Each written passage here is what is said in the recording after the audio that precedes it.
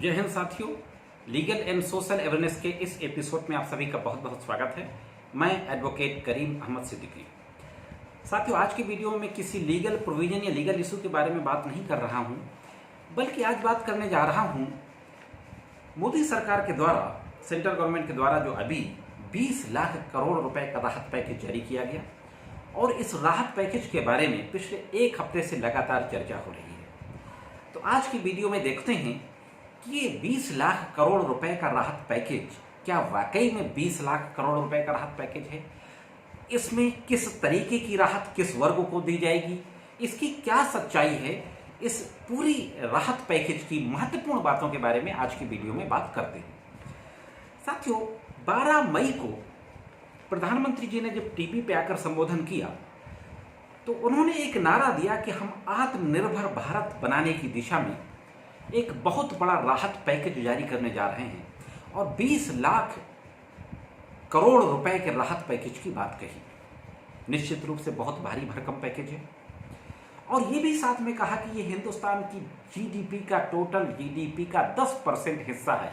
जैसा कि मांग भी की जा रही थी कि लगभग जीडीपी का 10% जो राहत पैकेज है उसको जारी किया जाए। इस कोरोना महामारी में जो स्थिति है, जो मिडिल क्लास की स्थिति है, जो सबसे बुरी मजदूरों की स्थिति है, बेरोजगारी की स्थिति है, इन तमाम चीज़ों को देखते हुए जो अर्थव्यवस्था बिल्कुल नीचे जा रही है, लोगों के पास पैसा खत्म हो चुका है, तो एक राहत पैकेज की मांग की जा रही थी। तो सरकार ने 20 लाख करोड़ रुपए के राहत पैकेज की घोषणा कर दी। इसके बाद 13 मई से अगले दिन से हमारी finance minister Shrimati Nirmala Sitharaman ji TV पर आती हैं और एक एक घंटे की प्रेस कॉन्फ्रेंस करके पहले वो अंग्रेजी में बोलती हैं, इसके बाद राज्य वित्त मंत्री अनुराग ठाकुर जी उसको हिंदी में ट्रांसलेट करते हैं, इसके बाद कुछ सवाल जवाब होते हैं। बात अलग है कि कुछ सवालों के जवाब नहीं भी दिए जाते और इस तरीके से एक एक घंटे की प्रेस कॉन्फ्रेंस करके 5 दिनों तक 13 मई से 17 मई तक लगातार इस 20 लाख करोड़ रुपए के राहत पैकेज को पब्लिक में बताया जाता है। यह बात अलग है, हिंदुस्तान का जो बजट होता है, जो देश का बजट होता है, तो उस 30 लाख करोड़ के बजट के बारे में एक दिन में बातचीत कर ली जाती है संसद में, लेकिन यहाँ 5 दिनों तक बातचीत की गई। पहले दिन 13 मई को 5,94,000 करोड़ की बात की गई, 14 मई को 3,10,000 करोड़ की बात की गई, 15 मई को 1,50,000 करोड़ की बात की गई, 16 मई को 8,100 करोड़ की बात की गई और 17 मई को फाइनली 40,000 करोड़ रुपए की बात की गई। इस प्रकार से फाइनेंस मिनिस्टर के द्वारा 13 मई से लेकर 17 मई तक लगभग 11 लाख करोड़ रुपया की बात की गई, जो राहत पैकेज के रूप में जारी किया गया। अब बात तो हुई थी 20 लाख करोड़ की, लेकिन फाइनेंस मिनिस्टर साहिबा ने तो सिर्फ 11 लाख करोड़ रुपए का ही अनाउंसमेंट किया। तो इसमें उस पैसे को भी जोड़ा गया जो 26 मार्च को 1,70,000 करोड़ रुपए पहले ही डिक्लेयर किए जा चुके थे राहत पैकेज के रूप में गरीबों के लिए, और उसी के साथ साथ लगभग 20-21,000 करोड़ रुपए की घोषणा और की जा चुकी थी छोटे मोटे राहत पैकेज के रूप में। तो इस प्रकार से टोटल जो हो रहा था वो लगभग 12.5 लाख करोड़ के आसपास हो रहा था। तब भी 20 लाख करोड़ का नहीं पहुंच रहा था। तो इसमें जोड़ा गया उस पैसे को, उस धनराशि को जो रिजर्व बैंक के द्वारा 6 फरवरी 2020 से लेकर 27 अप्रैल 2020 तक विभिन्न तारीखों में मॉनेटरी पॉलिसी के तहत मार्केट के अंदर कैश के फ्लो को इंक्रीज करने के लिए, लिक्विडिटी को बढ़ाने के लिए जारी किए गए थे लगभग 8 लाख करोड़ रुपए की धनराशि। उस 8 लाख करोड़ रुपए को भी जोड़ा गया, जो लगभग 20,000 करोड़ से भी थोड़ा बहुत आगे निकल जाता है। अब दोस्तों देखते हैं कि राहत पैकेज होता क्या है। राहत पैकेज अगर हम देखें अर्थशास्त्र की नजर में, तो राहत पैकेज वो होता है जो सरकारें फिजिकल पैकेज के रूप में अपनी जनता की राहत के लिए जारी करती हैं।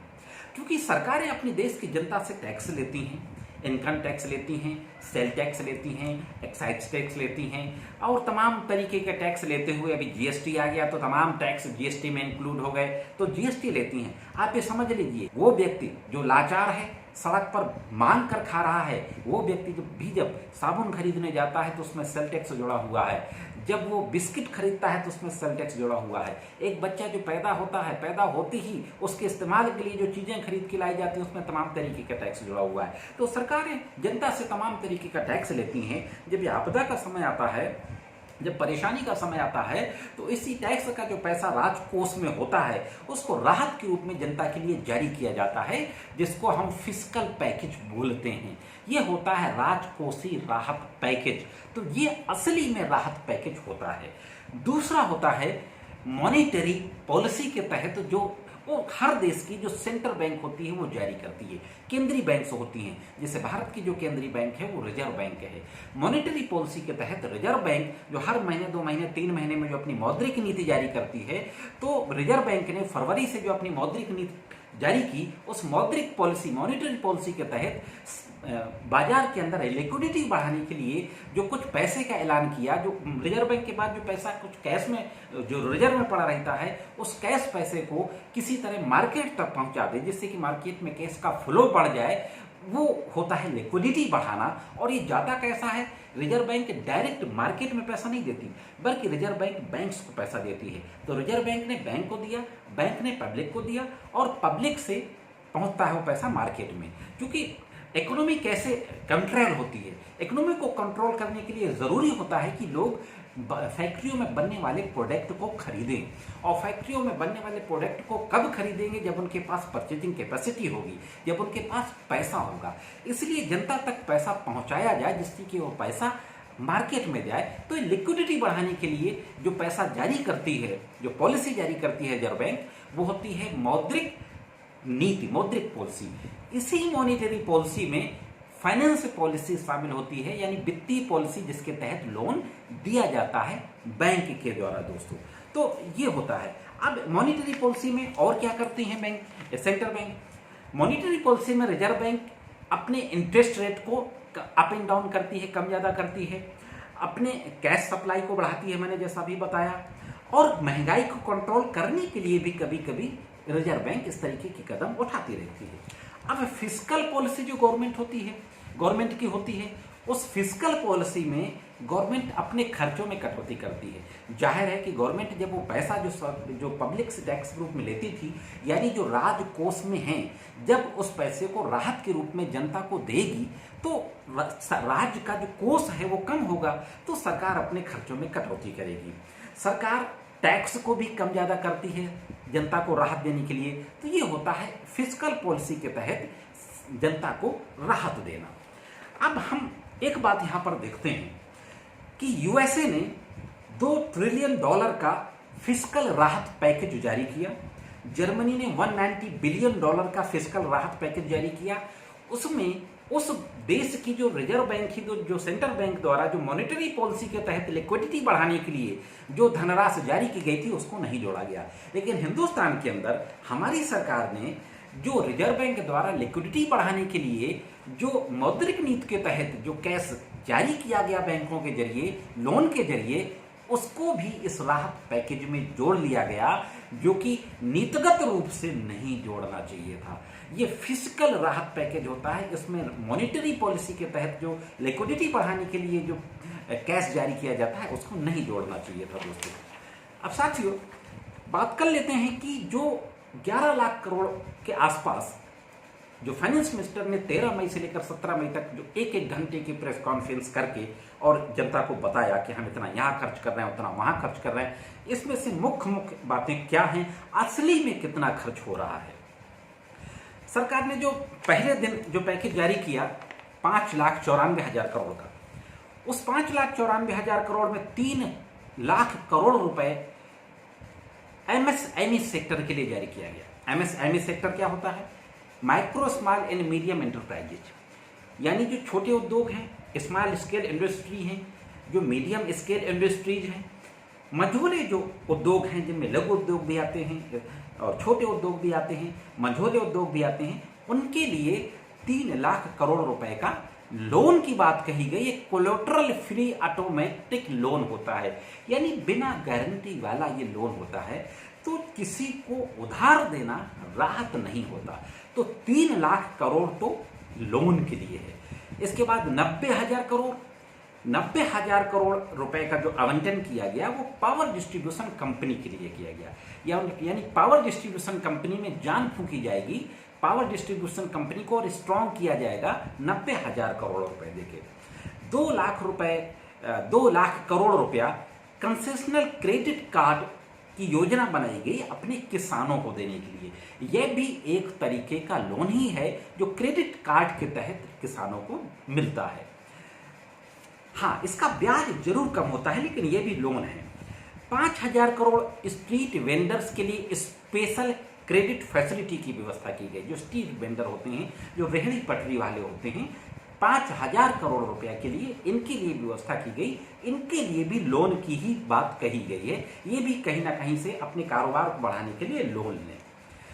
3,500 करोड़ आवंटित किए गए अगले 2 महीने तक। जो हमारे माइग्रेंट्स लेबर हैं, जो प्रवासी मजदूर हैं, जो हम देख रहे हैं 50 दिनों से 2 माह से लगातार सड़कों पे चल रहे हैं, भूख से बेचारे मर रहे हैं, एक्सीडेंट से मर रहे हैं, ट्रेन की पटरियों पे आकर अपनी जान गंवा रहे हैं, ऐसे मजदूरों के लिए 2 माह तक, अगले 2 माह तक खाना, उनको राशन फ्री दिया जाएगा। 3,500 करोड़ ऐसे लोगों के लिए जारी किया गया। 70,000 करोड़ आवंटित किए गए मकान बनाने के लिए, जो MIG स्तर के मकान बनाए जाएंगे। तो ये मुख्य बजट था जो कि लोन के रूप में देने की बात कही गई। अब इस पूरे 11 लाख करोड़ में अगर हम देखें कि वाकई राहत के नाम पर क्या था, जो सीधे जिससे कि जनता को फायदा हो रहा हो।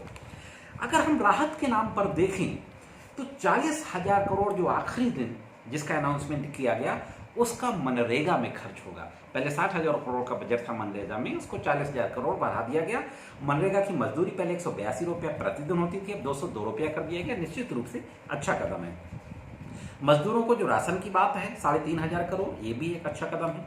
8,000 करोड़ रुपया वायबिलिटी गैप प्रोजेक्ट्स हैं, ऐसे प्रोजेक्ट्स जो थोड़ा सा ऑक्सीजन की जरूरत है, जिन प्रोजेक्ट्स को जिनको तुम चालू करने के लिए कुछ कैश की जरूरत है, तो ऐसे प्रोजेक्ट्स को फिर से पुनर्जीवित करने के लिए 8,000 करोड़ रुपया दिया जाएगा।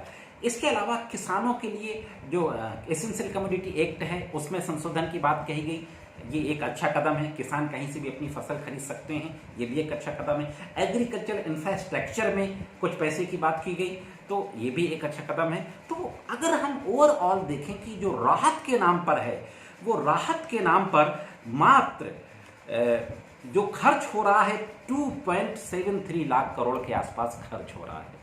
यानी एक मोटा जो कुछ रेटिंग एजेंसियों ने अलग अलग कहा है, किसी ने कहा है कि 2 लाख करोड़ के आसपास खर्च हो रहा है, किसी ने 1.5 लाख करोड़ के आसपास हो रहा है। हम मान लेते हैं कि 2 से 3 लाख करोड़ के आसपास टोटल राहत पैकेज के नाम पर खर्च हो रहा है। अभी GDP का कितना हुआ? HSBC इंडिया ने कहा है कि इंडिया की GDP का 1% टोटल जो राहत के नाम पर खर्च होगा वो 1% खर्च होगा।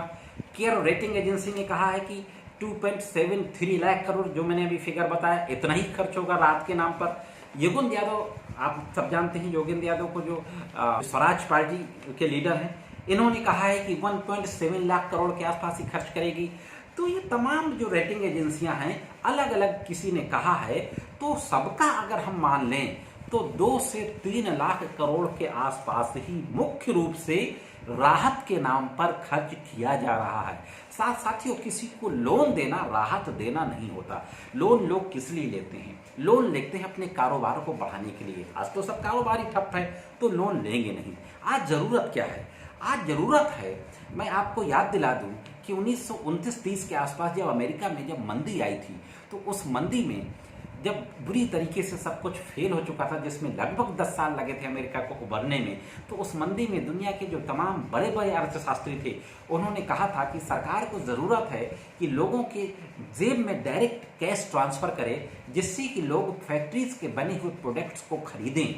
आज लोगों को जरूरत थी कि डायरेक्ट कैश ट्रांसफर किया जाता। हालांकि इसमें कैश ट्रांसफर शामिल है। 500 रुपया आगामी 3 माह तक जनधन खातों में लोगों के ट्रांसफर किया जाएगा, लेकिन जनधन खातों में 500 रुपया पर मंथ ट्रांसफर किया जाना ये काफ़ी नहीं है। आज जरूरत थी कि ज़्यादा से ज़्यादा हमारे मजदूर वर्ग को, हिंदुस्तान के गरीब वर्ग को, उनको डायरेक्ट पैसा दिया जाता। उन छोटे छोटे स्मॉल स्केल इंडस्ट्रीज़ को डायरेक्ट पैसा दिया जाता जो अपने एम्प्लॉय की सैलरी दे पाते, जिससे कि उनका खर्च चल सकता था दोस्तों। अब ऐसा कौन सा क्लास है जिसके लिए इस टोटल बजट में से कहीं कुछ नहीं है? वो है सैलरी क्लास, मिडिल क्लास। इसके लिए कहीं कुछ नहीं है। दूसरी ओर जो एक खतरे की बात है दोस्तों, कि तमाम चीज़ों को प्राइवेटाइज करना शुरू कर दिया गया है। कोल इंडिया को प्राइवेटाइज करना का काम शुरू हो गया है। डिफेंस को तमाम काम 49% से लेकर 74% तक एफडीआई की इजाज़त दे दी गई है। 6 एयरपोर्ट को बेचने की इजाज़त दे दी गई है। तो इस तरीके से प्राइवेटाइजेशन का काम भी शुरू हो गया है। हम जानते हैं कि किसी भी देश को जो पब्लिक सेक्टर होते हैं उस देश के धरोहर होते हैं। अगर हमें 2007 के बाद जो हिंदुस्तान के अंदर मंदी आई थी, और ख़ास तौर से नोटबंदी के समय में अगर हमें किसी ने बचाया था आर्थिक मंदी से, तो हमारी बैंकों के राष्ट्रीयकरण ने बचाया था। अगर हमारी बैंक नेशनलाइज ना होती तो नोटबंदी के बाद भी हमारे देश की हालत खराब हो जाती। तो पब्लिक सेक्टर उस देश की रीढ़ होते हैं। लेकिन हम देख रहे हैं कि पिछले 6 सालों में एक एक करके हमारे पब्लिक सेक्टर को हमारी मोदी सरकार लगातार प्राइवेट हाथों में देती जा रही है।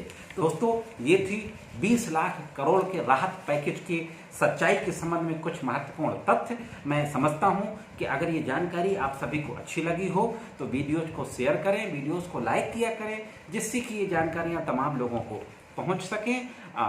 मिलते हैं किसी और वीडियो में। तब तक तमाम तरीके की सामाजिक और कानूनी जानकारियों के लिए देखते रहें लीगल एंड सोशल अवेयरनेस।